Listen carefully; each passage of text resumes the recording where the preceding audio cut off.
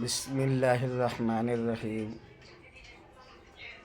الحمد للہ رب العالمین الصلاة والسلام علی سید المرسلین۔ میرے بھائیوں، آج دنیا کے اندر سوشل میڈیا کا دور چل رہا ہے۔ آج ہر کوئی سوشل میڈیا کے ذریعے اپنی بات کو رکھنا چاہتا ہے۔ ایک چھوٹی سی کوشش میری بھی ہے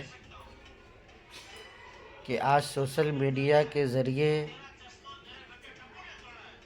ہم صحابہ رضی اللہ عنہ کے صفات اور ان کی دین کے اوپر جد و جہد اور دین کو پھیلانے میں بے ہچک محنت اور کیسی کیسی کوششیں، کیسی کیسی قربانیاں دنیا کے اندر دی ہے، اسے بھی سمجھنے کی، سننے کی کوشش کرے اور لوگوں تک پھیلائے۔ ہم بات کر رہے ہیں حواریِ رسول داماد صدیق اکبر رضی اللہ عنہ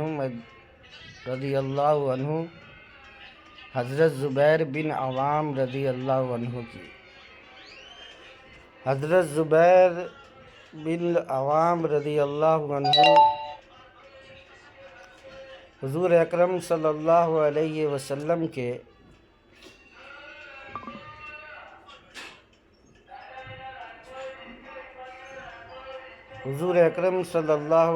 وسلم کے پھوپھی زاد بھائی بھی تھے، نہایت محبوب صحابی بھی تھے۔ بچپن یتیمی میں گزرا۔ ان کی والدہ حضرت صفیہ رضی اللہ عنہا خود نہایت دلیر تھی۔ بیٹے کی تربیت بھی اسی طرح کی۔ ڈر اور خوف کے الفاظ ان کے لیے بے معنی بنا دیے۔ حضرت زبیر رضی اللہ عنہ حضرت صلی اللہ علیہ وسلم کے حواری یعنی محافظ خاص تھے۔ آپ ان 10 صحابہ کرام میں سے ایک ہے جنہیں حضرت صلی اللہ علیہ وسلم نے ایک ہی مجلس میں جنت کی بشارت دی تھی۔ آپ ان 6 حضرات میں بھی شامل تھے جنہیں حضرت عمر فاروق رضی اللہ عنہ نے شہادت کے وقت خلافت کے لیے منتخب فرمایا تھا۔ زبیر رضی اللہ عنہ نے 16 سال کی عمر میں اسلام قبول کیا۔ اسلام لانے کی پاداش میں ان کے چچا ان پر سخت تشدد کرتے تھے، انہیں چٹائی میں لپیٹ کر دھولی دیتے تھے، مگر ان کے پائے استقلال میں لغزش نہ آئی۔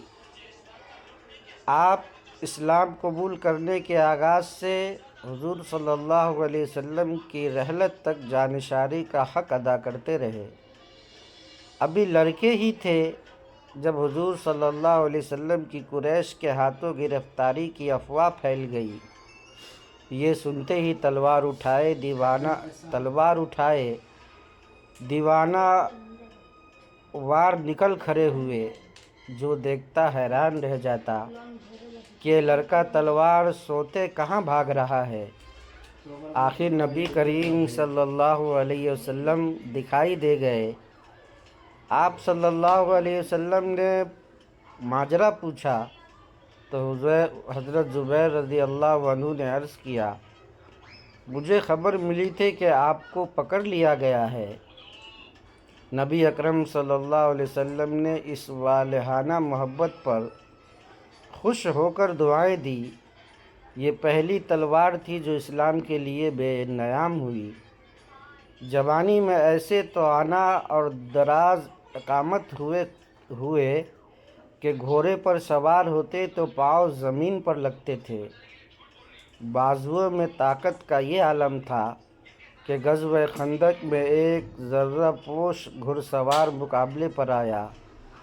حضرت زبیر رضی اللہ عنہ نے اس کے سر پر اس شدت سے وار کیا کہ تلوار اس کی فولادی خود ذرہ اور جسم کے ہڈیوں کو کاٹتی ہوئی گھوڑے کی ذیل تک چلی گئی۔